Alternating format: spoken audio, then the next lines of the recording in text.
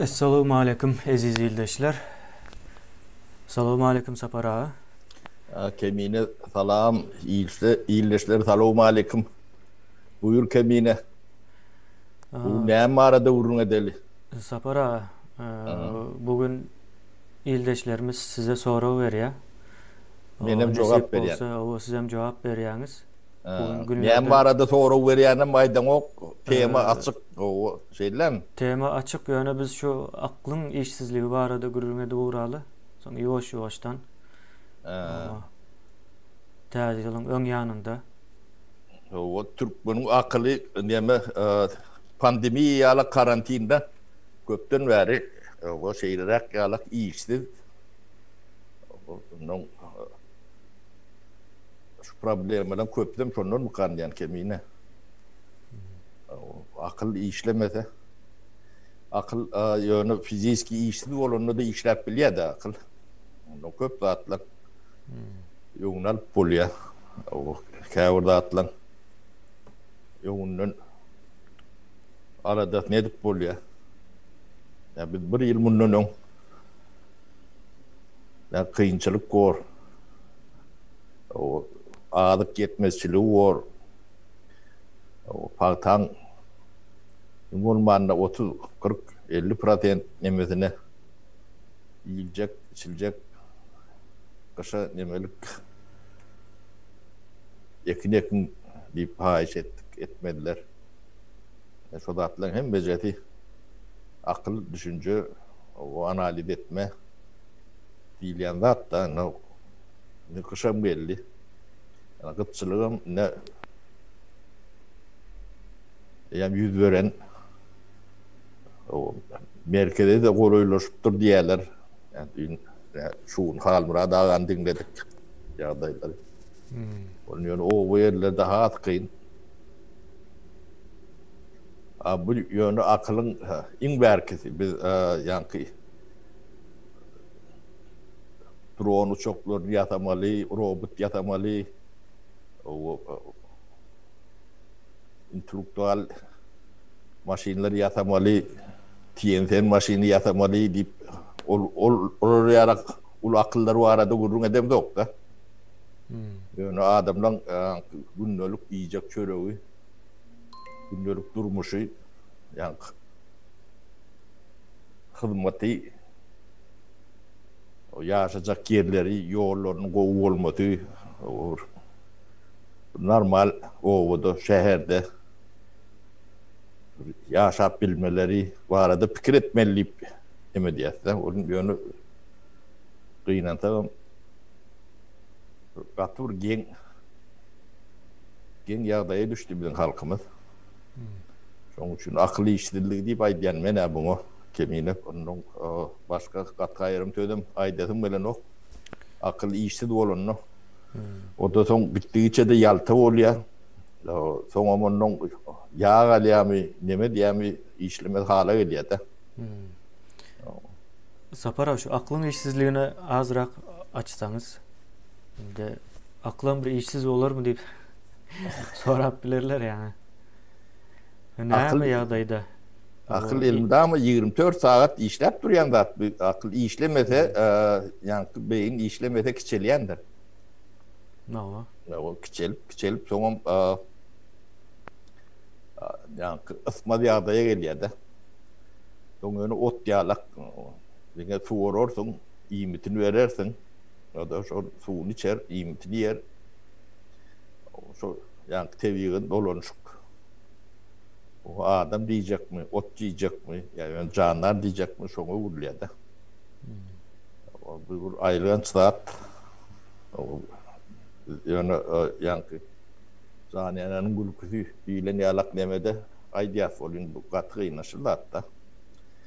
Sizin yağdayınız şu yağday, yani sizin çağılanın yağdayını düşünüp görün. Olun ne aylak olacağını. Her kim çağatına düşman değil deyip düşünüyorlar. Ben hayvanlarda da şöyle oraya sağlarına düşman olur nokta. Neye nemesi olaymasa şu. Hacıklığın, vilanlığın bir görünüşünde doğun çağatını tutup yiyemsin diyeler olur. Kalan hayvanlar o çağalarına gatı ne mi diyorlar? Hem goğuryalar ne mi diyorlar onun yönü. Bütün adamdan birini şu atlara da düşünen oklum kan yani. O yankı aşağı atlaklardan işi o dayhan nemelerden gatvoru görmürler yok korku. Yankı biz Türkmenistan'ın elitesiyle demeler var. Yani. İki atanın arasında salam verip verenler. O şey değil tamam ya. Ay salam beri yani vermeyenlere madır oluyor. Şolun beyinlerini ne emollu diyen soru. Ne diye de. Ne hemen okaptırlar, ne hemen öğrenttirler. Şu da atlar ne katı. Yeni alır ya da. Daşından tereden de. O içindeki nemeler adamlar bunu görüp öğrenten uğraşan olmakları mümkün de. Doğru. Ben şu taydan ildeşlerimizin yazan zatlarını okuyup geçeyim. O sen şu doğru gelen sen onu mu güymeliyiz onu sen arkayın. Ya Maria della Vita ya da. Kan okuyalım bilmem yok şu ne mani. Orsça okak görür hiç demeti yoktur. Yok Orsça yazan yok. Türkmençe'ye diyeyim. O Türkmen halkının aklı 30 yıldan beri lockdown'da diye. Lockdown, knockout dur ya. Lockdown neme karantin demek aslında. O köçeye çıkma qadançılığı manisini veriyor şu at nemede de lockdown diye. O da iyirak demedikler 30 yıl. O pandemiyeden 30 yaş lokan. Ondan sonra korrupsiya karşı ildeşmiş size soruya. Sapara Türkmenistan'ın üstündeki eksperimenti has takiyi kaçan anladınız diye. Deme ben Türkmenistan'dan 1994 yılın 29. iyulunu yani sonra işten ayrıldım 2-3 günden bir çıktık da burayı bilen 3. arası olmalı Ağustos ayının. Korrupsiya şu at bu lokan bir korrupsiya değilen daha da görümde oktuk. Göde vatıp durun. Her kim başagay iyi söylen başagaydı. Onun daşından o içindekilerin ne hilektiğini daşından baka verdin oluyor da hani adamdan yerinden tutan ok nemeden ok oluyor. Şu hemmek için şu pulu amtal edilenliğini, şunu ağırlananlığını görüyorduk, biliyorduk. Korrupsiya. Yok Sapara, korrupsiya karşı ildeşimiz adı.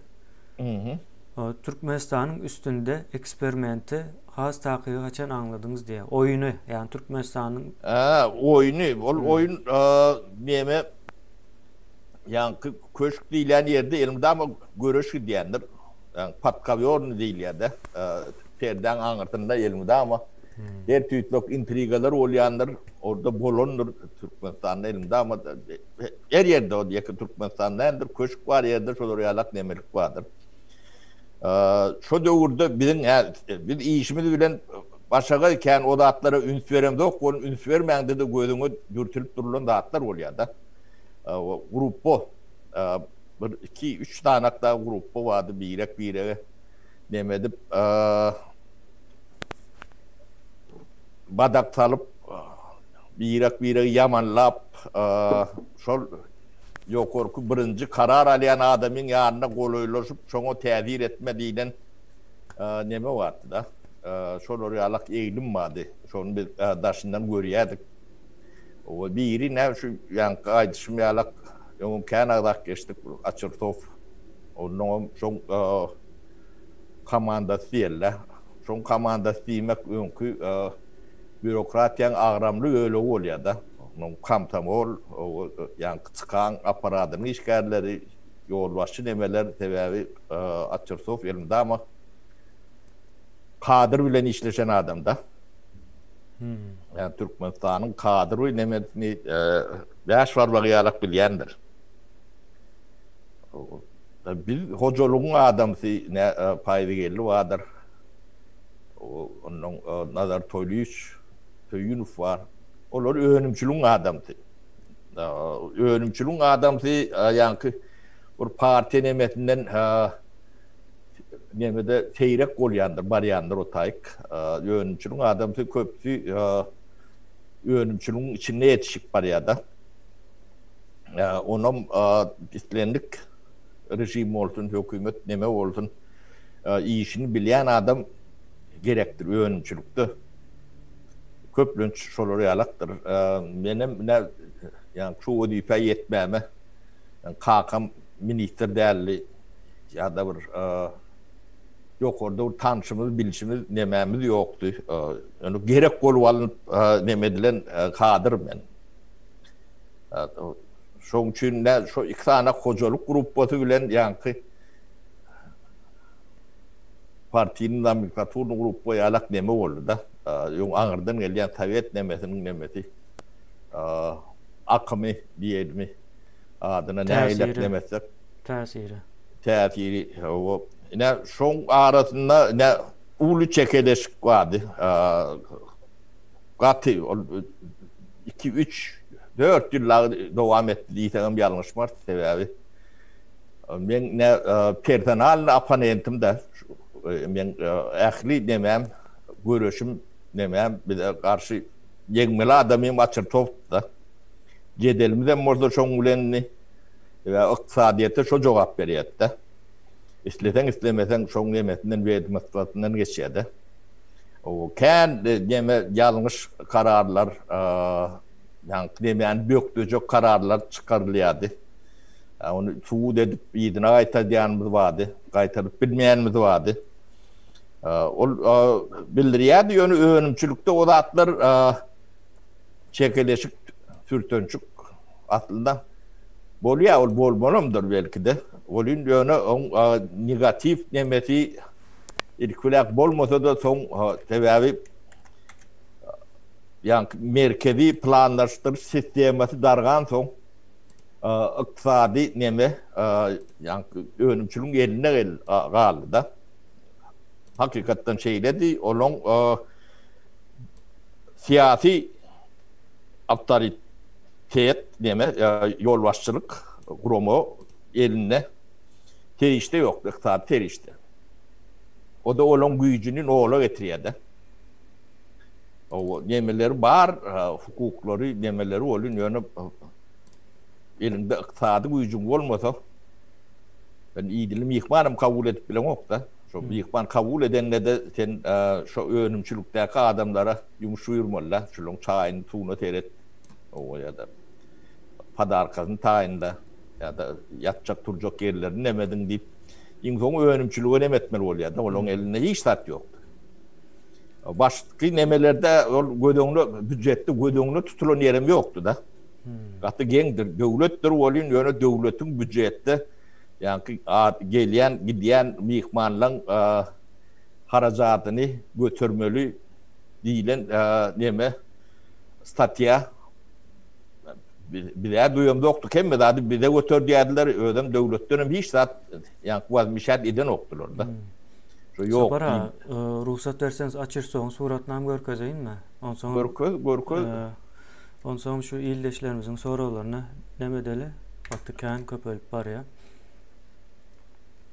Aziz ildeşler, şu açırsov bu birinci Niyazov bilen düşen suratlar hem bar eğer ya ben göremok sen yok siz görmeýäňiz onu ildeşler görýär. Ya şeýle mi? Nemedel. Ben o kaptandan gurrun vereyim. Ne şular gurrun veririm. Şu iqtisadi nemeni ele geçirmek için şu ikranak ulu pudoğu başını öde adamlarını oymalı ya da ödelerine yani şolun diyenini edecek yani şolları bolyan adamları koymalılar. Onu ettiler. 94. yılın 29. iyulunu neme oldu ya kabinet ministerin nemeti meclisi şonu bir de ayırıp o şu powdokluğun nemelerinin öğrenimçilik akışını yani Türkmenistan'ın mal harit birjat deyip şu birjan üstünden geçeriyalar ettiler de ehli öğrenimçiliği. Yani daşından elyanem içinden çıkyanam onun sonralak bolonnu pul teri işte şolun eline geliyordu. Ne bu korrupsiyonun öğrenimçiliği gökteme de ne şondan başladı.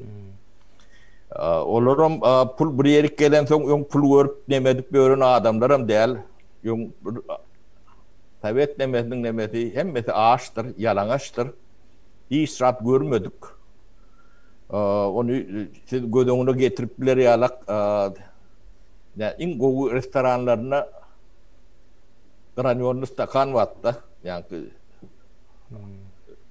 adamın önüne oylayan burası kertilen tarelka, alüminyum, çemçevilen vilka. Daşça uğran şolur yalak. Ol elpelik gat ol gatı teyrek neme olayan dağıtlardı. Onu götürmediler. Ne şu pul bir yerik uyuştu olun. Onu götürdüler yani iyicikler götürmedi. Olur değerler başladılar da. Göz örtülü. Olmasa şoňa çenli Niýazyň ýekece de heykeli yoktu. Edilen yerim yok. Ama ben şu tayda yenen bir surat görkezýän de şu an ildeşlerimiz aýdyp bere. Iň çep tarapda duran ýokarky hatarda Açyr Soğdur. Iň sağ tarapda oturanlarym Hıramow, Jadanow ýa şoňa benzeşler. Açyr Soğuň komandasy, içindäki adamlaryň köpüsi. Şonu aýdyp geçeýin diýdim. Sapara indi beýlek soralara geçsek, mesela gatykän soraw geldi. O sen soraňa aýdylar, men soraw gelýänçä men gurla otýun. O indi bir gyzyklyrak bir soraw soraýa. Murat Rezzak ildeşimiz. Sapara siyasi bir hereket etmek isläňiz ok öýdän, ýagny bir partiýa esaslandyrmak diýe. Gyzykly bir soraw. O gyzykly olin yani siyasi partiýalar gurmak üçin oňur kanuny bardyr. Ne Türkmenistanda da bar ýalak Türkmenistanda bilmeýän ekenik parti gurmaly ruhsat berýän ekenler kanuny bar ekenne. Türkmenistanyň içinden gurýarlar. Adalet ministrligi konsultat ede berýän eken. Bilmeýän ekenik. Olar ýalak neme baý bolsa biz onda ýa-ni bira gurjak diýär bir oglunyň adyny aýtdylar da. Bolmasa şoňa kömek berip şoň bilen ýa-ni bilerek gurmamyz mümkin. Ne bilem dok bolýar. Adalet ministri kömek edýärmişim parti. O konsultaty berýärmişin, o bolýarmışyn kanun boýunça. Olar ýalak neme baý bolsa bizim arzamyzy bereli. O ýöne ýa-ni Türkmenistanyň grajdanynä onu etmeli, ýaşlar özüňiz edin partiýa. Unutoňuz biz ne kömek bereli, yani ýoluny taly berýändiň ýakyn ýoly bir gurup ýör, şoňa goşulşun. O ady. Sapara, siz indi oyun edip aýdýaňyz da şu zatlaryň köpüsi oyunlugyny düşünmeýän adamlar bar. Şonuň oyunlugyny hem ýyzynda toplap goýýaraýsaňyz. Neme guromoçuluk gerektir. O ady partiýa bor, yani hereket bor, front bor. O ýöne Türkmenistan bir halat ederýarlyk bir guromo gerektir. Guromolaşsa gowda. Yani men parti sözüne halap durmak sebäbi taşyndan partiýa neme edilse. Soň partiýa öwrülmek mümkin bolun. Yani bir resmi bir guromo bolmasy gowda men on tarapdary. O adyna nähilek neme goýsaňyz da oňur ýa-ni plany programmasy bor. O ýa-ni jogapkär adamlary bor. Çileyenleri bor. İş etmäge näşolar ýalak bolanda iş edip bolýar da. O men on karşıdaşa değil taraftarı. Yani on adına parti demek doğru olur mu, olmaz mı? O benim fikrimce. Ve on sonra Sapara bu zatlar aydılmaz değil mi yani? Bu işler birilerin nemesine karşısına gidiyor da yani zoruna gidiyor ya da edilecek olsa da benim fikrimce sessiz edilip diyor. O sessiz bizim parti yemeğimiz var. Ne kurumumuz ken o işleşip görün adamlarımız var. O sessiz o da doğru mu kan diyen o sessiz olmasam doğru sebebi sesledik gördük. Ne ile polyanla gördük ne. uğurlayalar. Ya. Doğumluğuştan. Ondan işleden oklar adamları. Biz ondan bunu yok yala edip işleyesindik. Yerin açağına geçtik.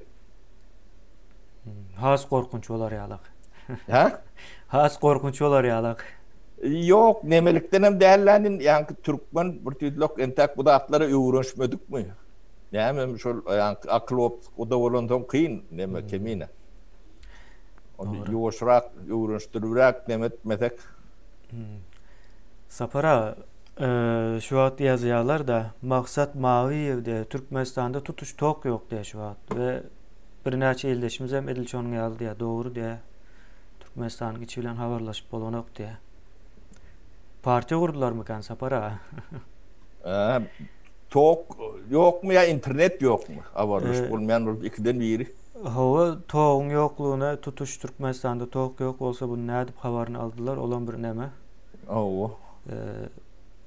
Tutuş Türkmenistan'da yok mu ya da belli böyle önde yok mu? Birden yok olup bilmeyer ol yani bir istoşluktan neler bizim Türkmenistan'da tok. Yani ildeşler eğer hakikaten tutuş Türkmenistan'da tok bir saatliğine de yok olsa hazırki iktisadiyetine nazar etsek elimize alsak çökke yani düğünden duruyor yok oluyor.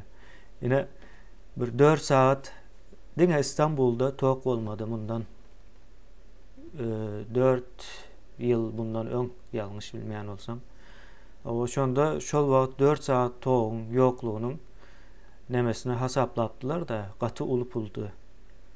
Yani milyonlar vardı. Dine 4 saat toğun bolmanlığının ziyanı iktisadiyete. Şunun için eğer tutuş Türkmenistan'da tok kesilen olsa onda demek tok gelen yağdayında da iktisadiyet hasam çöken bir şekilde oyanırız. Yok kemine deme Türkmenistan'na bir lokan şakırdap durun işlep görün toğun emeli önümçülükler barmak ve sanayi mallar o lokan neme değil o idarelerde daki oturan adamlarım şolar işlendi de işlemendi de hiç dat bolyan dat yok. Şoň üçin Türkmenistan'da birun yarımın toğuk bolmany bilen hiç adam bolmaz. Yok fiyalak. Yani ne prezident dalp görden şoň toğu öçtüğüne birun dat. Gitgitine hem oruy diyen Türkmenistan. Ya da ne kabinet ministri duruşu bilen toğunu öçürdüm şolong. Barun işler yok diýäňiz mi? Onu bolonu bilen bolmany has peýdaly bolmagy mümkin ne? Adapda halka ziyan verip bilmez ýaly. Olam bolup biler ýöne men hökmen suratda bir ziyany. Sebäbi näme eken? Soğuk yok boldan sebäbi bolmalydyr. Hani görelim näme yazacak ildeşlerimiz bundan soň. Owa ýenem Mario Demark ildeşimiz yazıyor. Önkü Sovet Respublikalarından Gruzya Saakashvili'nin reformasını nähili görýäňiz Sapara diye. Elbet değil. Men Saakashvili'nin nemesini kendi iýerlemadim. Ýöne ödünü şeyle daştan prezident diýerken synlap bilýärdik. Onun Türkmenistan reforma geçirmeli. Yani düýüpli reforma geçirmeli. O Saakashvili'nin kan meňder mi, meňdemez mi? O ikinci soru. Türkmenistan'a temmedat büyükden ütgümeli. Ahırt bir reforma diýäňiz ýani. O temmedat yani döwlet gurulşy tepdeki edip yani düşünjesine şenleri neme ütgümeli. O yani ukrapyatın akıllar, zatlar o reform edende de yatar. Düýünden temmedat. O täze bir döwlet ýurt gurmaly. Yani tarp yerden gurulan ýala edip gurmaly. So kökleri bilen aýryp. Doğru. Indi Muhammed Toğrul Bey yazýar. Sapar ağa meniň pikirimçe Türkmeniň oýanmagy kyn bolar. Gyz uýalarymyzy Gurban ulynyň ýegenleri zorlaýa näme üçin sesimizi çıkaramzok diýär. Ýani şoňa baglaýar da. Şo ýagdaýda dam oýanmaýan bolsa bu halk diýen manyda.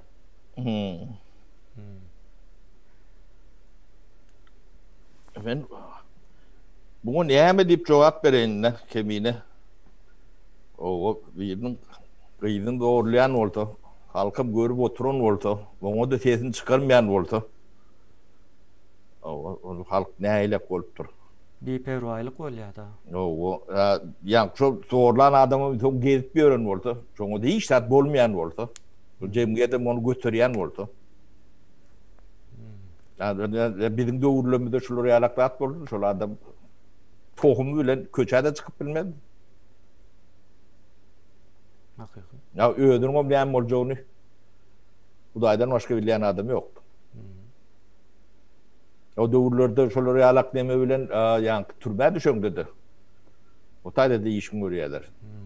O gaty bir ýerbet görülen zatdyr. Sapara Kemme döwürde şeýle. O şunun ýaly bir neme bar da. Häzirki daşary ýurtlarda göz bilen zorlamak diýilen bir neme getirdiler. Düşünje. Awtobusyň içinde gözüň bilen seredýän bolsaň dik. Şonam neme diýip görülýär ýani. Hudaý hakly. Şo derece geldi neme. Yani bizde Türkmenistan doğrudan en sonki derejesinde edilse de şol iş sessizlik var. O tok hakında neme aýdýar? Mario de la Vita. Tok yok, su yok, bir yerde avare bolupmuş şu wagt yurtda diýär.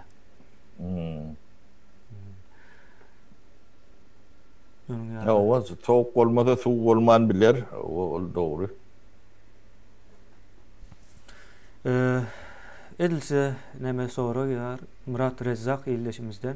Sapar ağa Türkmenistanyň agramly bölegi agrar döwlet galmagyny goldaýaňyzmy ýa-da senagat agyr ýa-da ýeňil diýär senagata.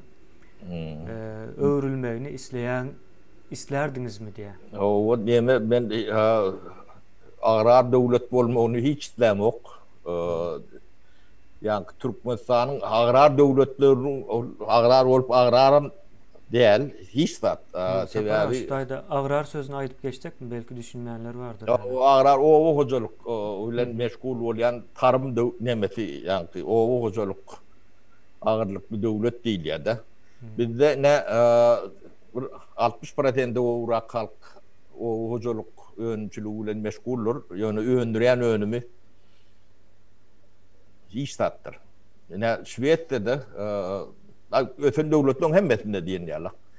Halkın 2,5-3% o hocalık önüm bilen meşguldür. Fransa'da da şunu alaktır. Onun yönü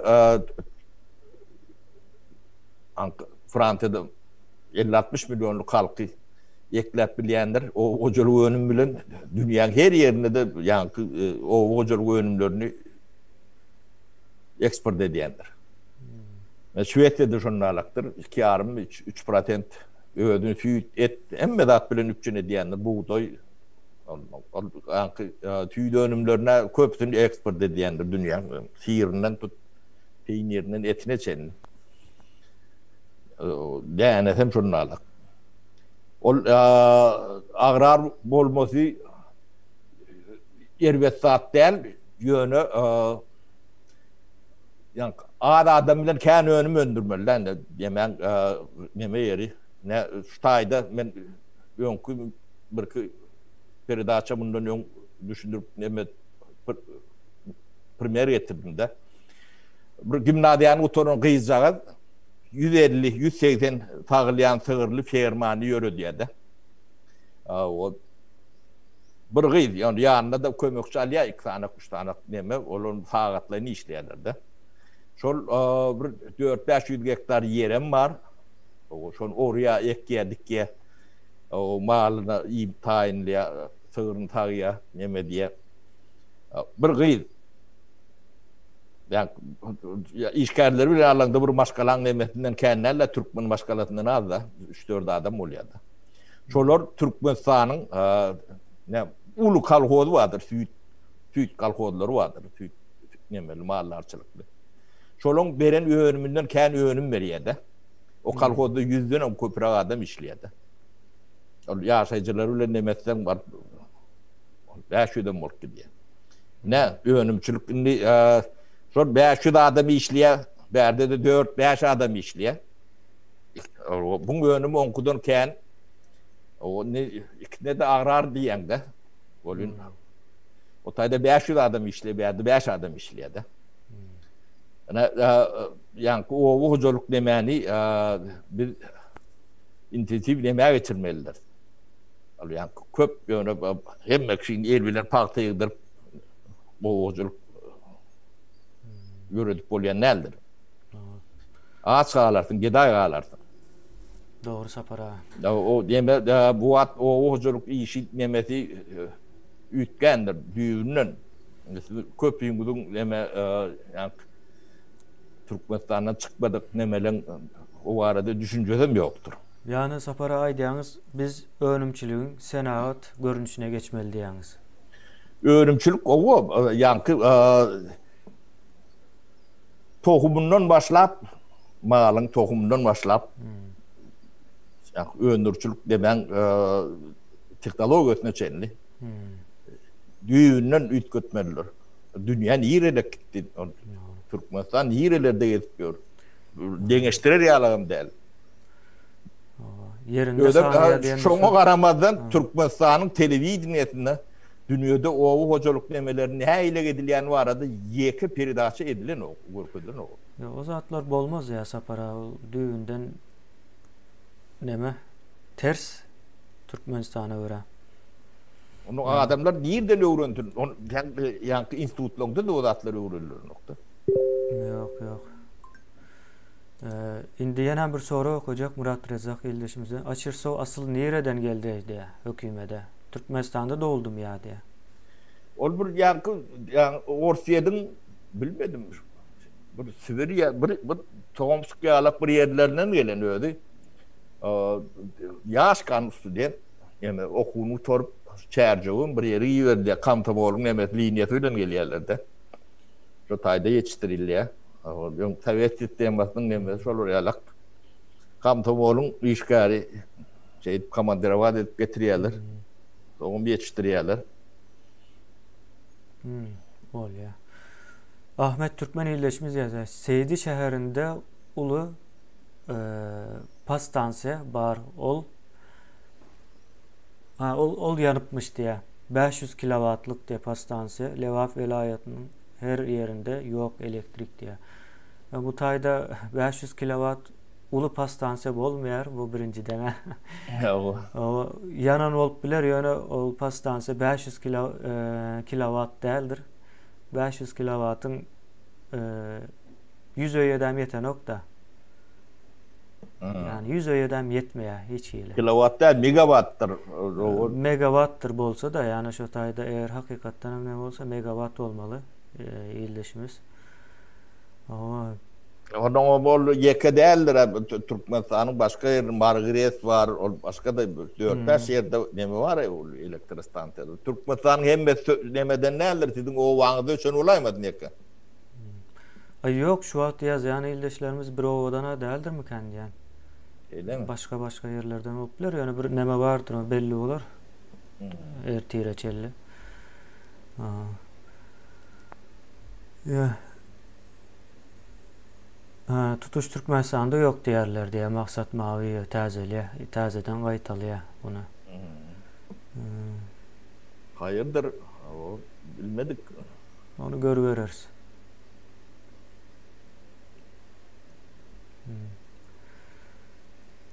Kurban olayını kutbas edecek olayan olaymazlar. Yani nemede şu yani çırağını söndürüp kimurdu ediliyat da nemede. Şol mu Kenya'da? Bilmedim.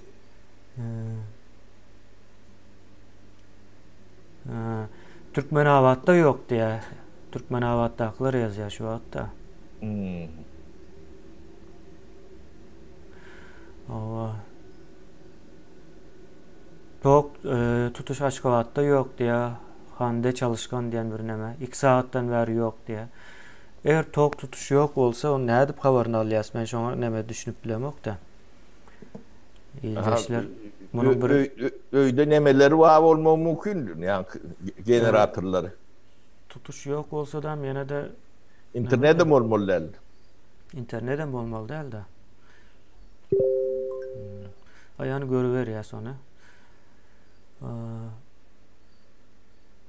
Ben sorunluğun okuyansan iyileşlerimi yetip gelen təzə bayramları bilen kutlayın. Siz kutla. O iyileşler hem məngide təzə bayramlarınız bilen yetip gelen təzə bayramlarınız bilen kutlayan. O 20. yılda bir Türkmenim bir silkinip erkinliğini, adatlığını kazanıp arzu ediyen o bir çağlarınızı bir adam yalak geçtirip bilir yalak mümkünçülükleri dörötün. O şoň arzuny ediyen o çağınız sağ o şähtiňiz açyk keypiňiz köp bolmagyny arzu ediyen. Ya o düşünbüli bereketli yıl bolsun. Sağ olun Sapara. Sizinki hemmemizinki hem şoň bolsun. Sizinki odan edip aýdyp bilmerin yani. Eziz ildeşlerimiz. Hemmemizin şowlu täze ýylymyz bolsun diýen. Halkyň täze ýyly bolsun şowlu. Indi Ferhat Iklimov diýär, Türkmenistanda näme ýok bolsa da halkdan ses çykmaz, oturarlar şem ýakyp diýär. Eğer tok yok. Şemem yoktur. Ben şuna bilýän şemi ýokdur, na bilýän. O yağdan demedip petle yatıp yakmakları mümkün. Fanus çıralar yalak. Araz Kılıç yazıyor. Akıl kulp bolsa bilim açarıdır diye. Bilim aklı işleder. Emma ona şert bolan ýagdaýynda. Doğru.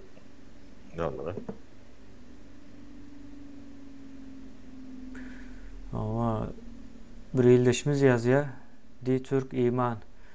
Komünizme geçmeli diyer. Sapara ne ilsere diyer. Ya geçtik o inim ödüňe neti bersin. Ten şo taýypdan ýaşa. O bir halka olar ýalaklat demet ben komünizm şu izm bilen o nemeden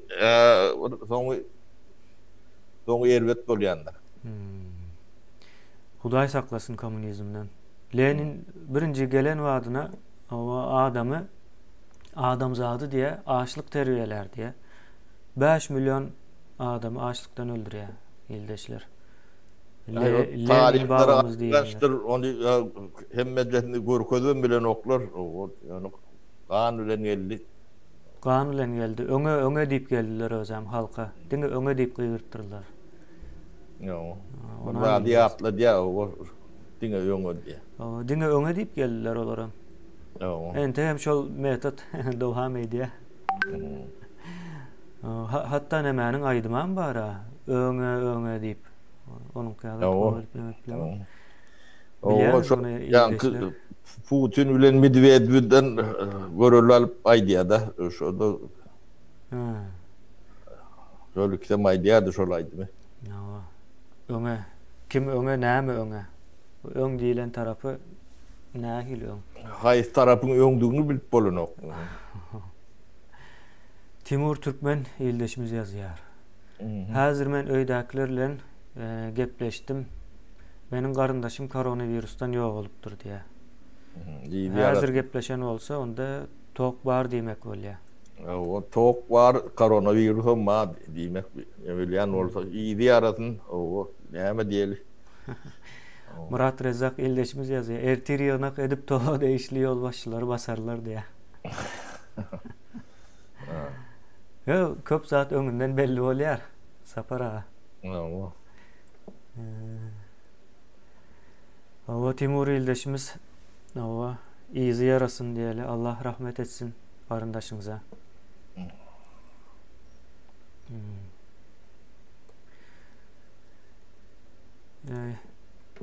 Sapar ağa, siz devam edip durun ana. Şimdi yankı agrar bolmalymy, industrial bolmalymy diýilende näme wadyr? Indiki atyrlan nemesi ilmdir, ýa-ni nawukayom diýilýär. O şo tarapy ýykyn etmelidir. Sebäbi dünýä aya uýdurmak üçin bilen ütmelidir. Yani pudokluğum nemesi gati ütgenler köp nemen pudoğun adyny şu at goýgan bilmez. Indiki dörejekler ne bilem de on. O şolar ýaly neme gelýändir. Ilym 100 ýylla ütgen nemeler 3-4 ýylla ütgýärdi. Täze hünärler bardyr. Köpüniň atlaryny eşdenem däldiňiz.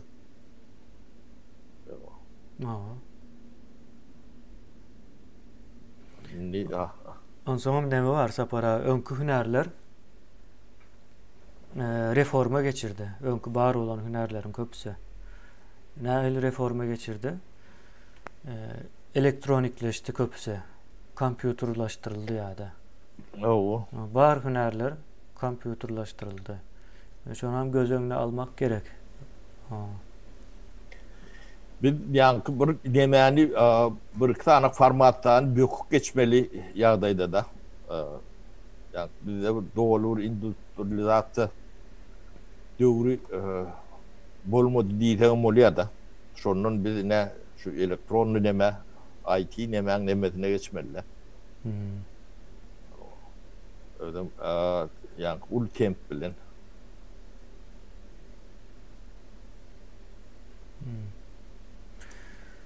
Dostluk Drujba diýen ildeşimiz ýazýar. Täze ýyla diýe bir ananas 400 manat, bir avokado 200 manat diýe. Bu täze puldanmy, köne puldanmy oňa düşünmedim.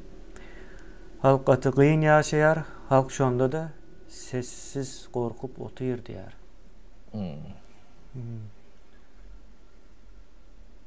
Ay avokado iýmesem bolýandyr diýendir de. Şonuň üçin sessiz diýäňizmi? Nepes Bazar öýleşimiz ýazýar. Türkmenistanda bir zat boldy, internet ýok diýär. Hani ildeşlerimiz öýüňize jaň edip, eger şu wagt jaň etme pursatyňyz bar bolsa. Bolmasa bir de deme Türkmenistandan bir topur mihman gatnaşmaly. Bolun.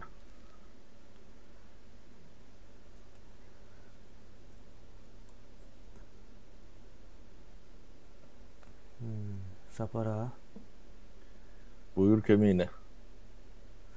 2021-nji ýyl üçin diye iş planınız düzülen mi diye Sapara Ajahan Bulut diye. Meni iş planım mı? Sizi o Sapara diýipdir. Ben pendenerin iş planı olmaz. Ne illeş bir pendeye çıkamsa iş planı tenki olmalı. O teň iş planyň näme? Şonu aýt. Pendener adamdan iş planyň näme diýip sorasaň revolüsiýa etmek bolar Sapara. O pendenerler etdirjek revolüsiýanam tez. Şeýlemi? Ýaşlaryň elde ýonok diýä. Beýlekler gorkýas diýä. Ýene birler biz düşünemzok bu işe diýä. Sapara siziň boýnuňyza galan bolmaly. Borya Yanarow diýä. Industrial döwlet näme özü diýä.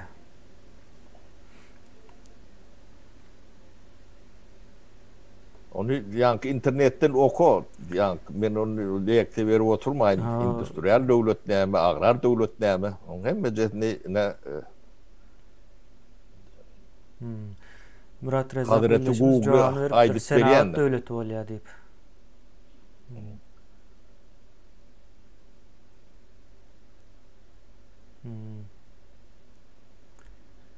Ne bize agrar devlet diýilýär. Ne Türkmenistan'da CNC maşinler, dip maşinler vardır. Ya da robot, bir topor yani maşinler çıkarıp gören robotlar vardır. Şolary alak önümçülük var mı Türkmenistan'da? CNC maşin bilen demek. CNC mi? Yo, CNC. CNC maşin bilmedim, yoktur. Bar olsa da daşary ýurtdan getirilendir. 2-3 budakda olanyandır. Ay, ben hiç budukta da şonu ulanýan ýerini. Mene eşdemok.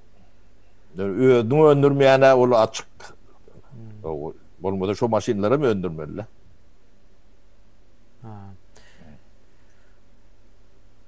Ertuğrul Gazy ýazýar. Bir kila banan 375 000 manat diýär köne puldan. Näçe dollar bolýar? Şu an 140 diýeli dollar ortalama. 140 000 manat. 1 dollar bolýan olmaly. Ondan hasaplap göräýmeli. 3 dollara ýakyn bolýar da. 2,5 bilen 3 dollaryň arasynda. Ay banan onu yok banan değerler iyi mi? O katı kımmat bolýar. Türkiýede de onuň ýaly baha däl ol. Oo. Banan satýanyň ödüýi berdin diýerler. Ular ýalak baha boldy. Owa John Wick'de şu at gepleşdim diýär. Owa näme gepleşdi? Bar tok diýär. Tok bar diýär. Ýa John Wick ildeşimiz şu an Türkmenistan bilen gürleşen olmaly we tok barmış. O bolýar. Atu. Owa Mansur Ahmet ildeşimiz ýazýar. Şu at lewapda tok bar diýär. Jaňlaşdym diýär. Demek berendirler, ketilendir. Onda Murat Rezak ildeşimiz haklı bolýar da ertir toğa değişil bütün başlıkları işten ayırýarlar. Onu hem ekrandan aýtdyk da. Hazır.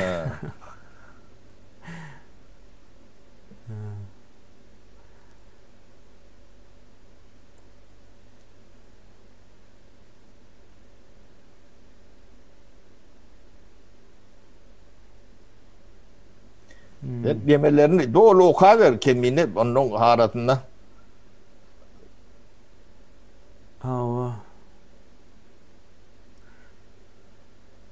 Şu an okuyan ildeşlerimiz öz aralarında da yazışıyor da olur okumacak bolýan şäher.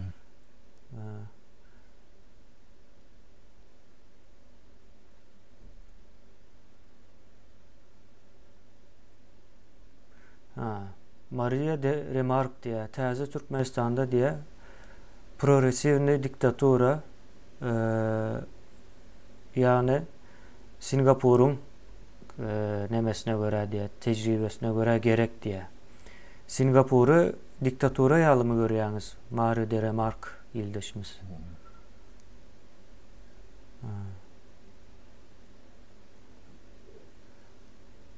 Yani ösüşde bolýan diktatura ýalak görýär. Meniň düşünenime göre. Sapara Men Singapur'un diktatura dulduğuna nemeden eşdiýän o ýöne öz boluşly bir döwlet guruluşy. O ýanky demokratiýa diýip ýöne hem bekşi gaýryp ýören neme demokratiýa diýilen düşünje bar da köp işte. Ýok, demokratiýaň düzgünü gaty anykdyr, hem köp ýerlerde sertdir.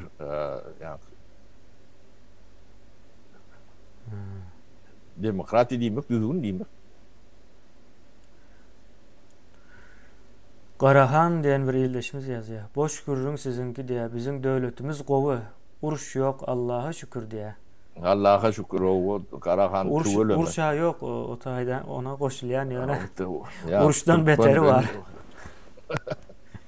Türkmen uruş çok Türkmen'im yok ne? Yeme o. O ola olsun. Oo, arkada Şöhrat diyen ildeşlerimizden var. O çok rahat olsa şu arka dağınız bilen. Dağınıdan arkada alından inne. Dağın Bir eteğinde rakip otur verin. diye. O.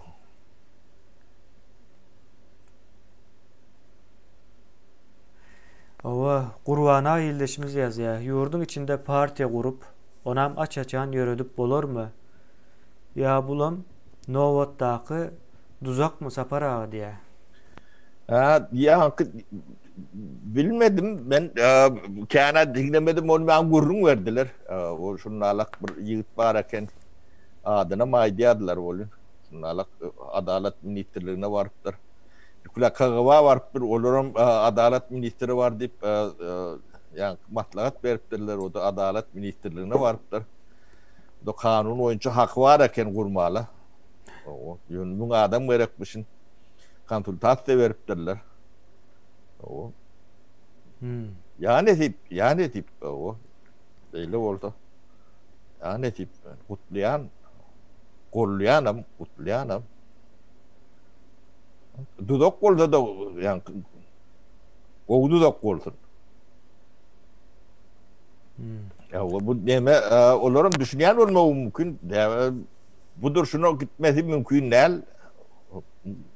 Yıkılacağı yıkılmasını yıkılıyor. Onu alayan adam yok da. O zaman bir ul bedbahtçılığı var mı? Bir dağıt bilen bunu yani kanuna mündürmeli. Demedin. Şu alada olma mümkün. Golluyat o benim partiyatına çileğine duvaltın benim kömek gören o bizim kagabamızdan yani Türkmenin hopsuzluğu için görüdülen kurama olmalı. Aslında teredende. O halkın hopsuzluğu var da ala dediğin ortalar onu yetet. Yok emine. Golluyan kelimeyle golluyan. No.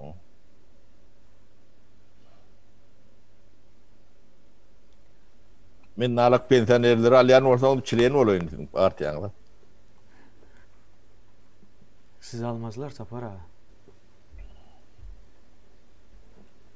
Yani için ya demokrat olsa almalı. Olur demokratik partidir. Adına bile mok bolun ön. Demokrat olsa o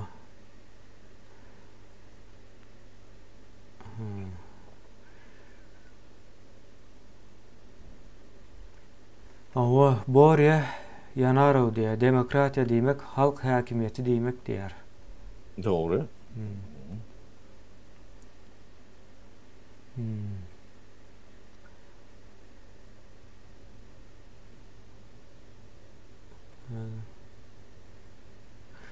Aycahan Bulut değilleşmez yaz ya. Uruştan 5 beter diye şu at kıyadayımız. Doğru.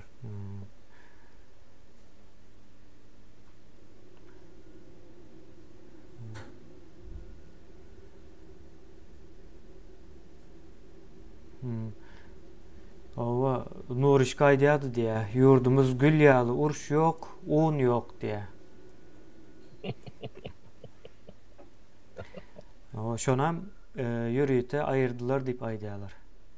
Kan nemesi var eken siyasi kritika getiriyen ekene. Kâvir doğruları sapara edilsiz yağlı ağzından çıkarıp aydiyan olmalı da. Ben kan nemen hükümeti kritik vaat ediyorum ama ben ayırmalı yani o kağıtta katı yakmalı yani diyen rolün yani kritik vaat ediyorum o.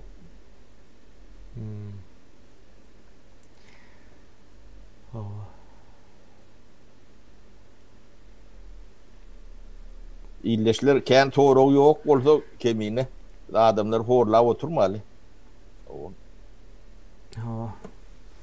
Ferhat Iklimow ildeşimiz yazıyor Sapara.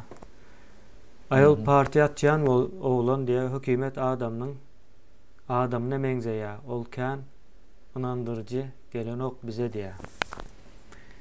Yeni bir tapar gaytalı eştem ok. Ayol partiyanı atçan oğlan hükümet adamına mengzeyar. Olkan inandırıcı gelen ok bize diye. Ay inandırıcı olmasa da yani bir yanına altın onun terbiyeler. Demeti yok. Bize hem kömek verir. O da Türkmen.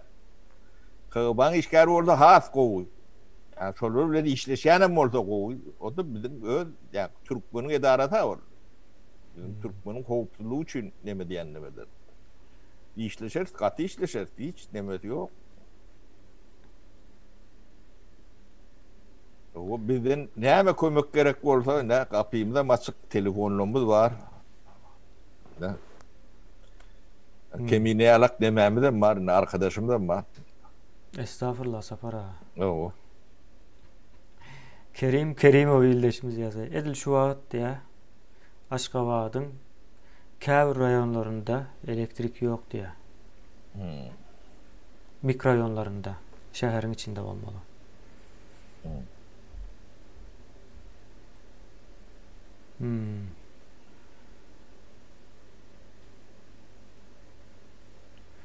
Evet.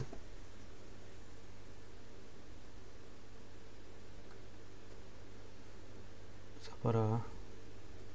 Elektrik olmadı şu kesellere, nemelere kıyın. Şolun nemeleri. Yağdaylı.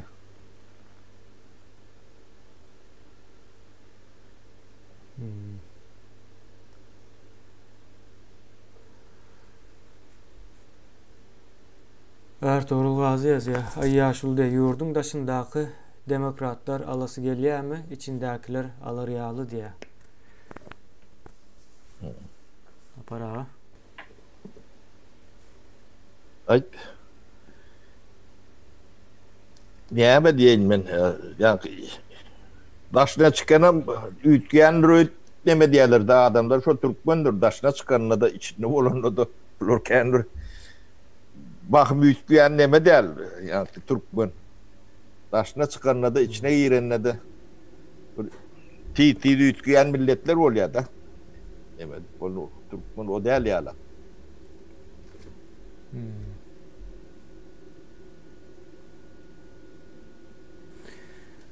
Gengdir dünya iyileşimiz yazıyor.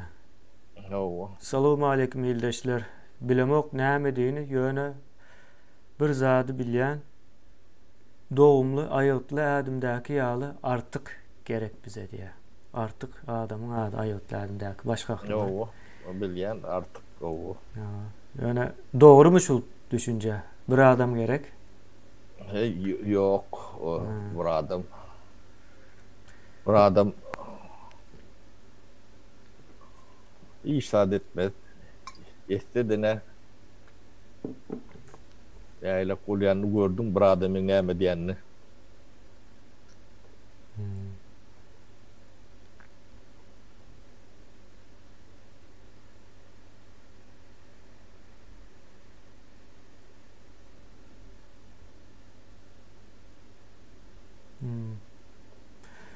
O Margres alyan yerde tok yok diye Ahaloğlu yazıyor.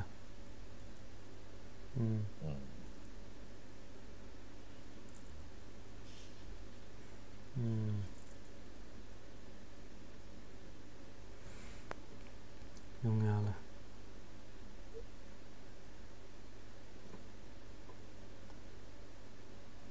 Sapara. Keminde soruları yok olsa biz kuturayeli bu. Edil soru yok da öz düşüncelerini aydayalar da ona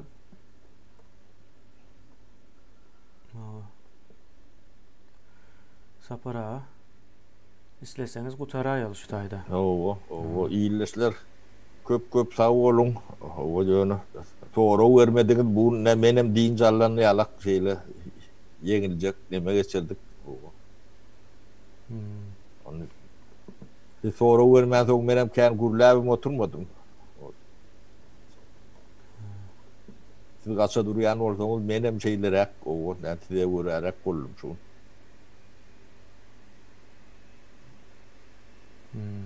Onu näme indiki gepleşiklerde duşyançak o her ikinci gün Floryalak bir arkayın metayı vurun eder yalak. Etçeňi di paýş etdiler de. Onun diňe soraw jogap Floryalak kendir. Ya siyasat ya odur arada gurrun etmendirek bir. Sizin sorawňyza jogap berer yalak bir formatda geçirilip demetdik de. Şoň üçin kän bir temany gozgomady. Bu açyrak boldun bayram öňänlerinde. Bolýar da. Bolýa, iyileşler sağ bolun. Ýene de bir sapar täzil bayramyňyz bilen gutlaýan, ýetip gelýän. Sağ olun Sapara, sağ olun eziz yerleşler ve her ikinci gün Saparaga sorawlarymyz taýýarlap goýun. Her üçüncü güne men çykýan bundan soň ertir, nesip bolsa.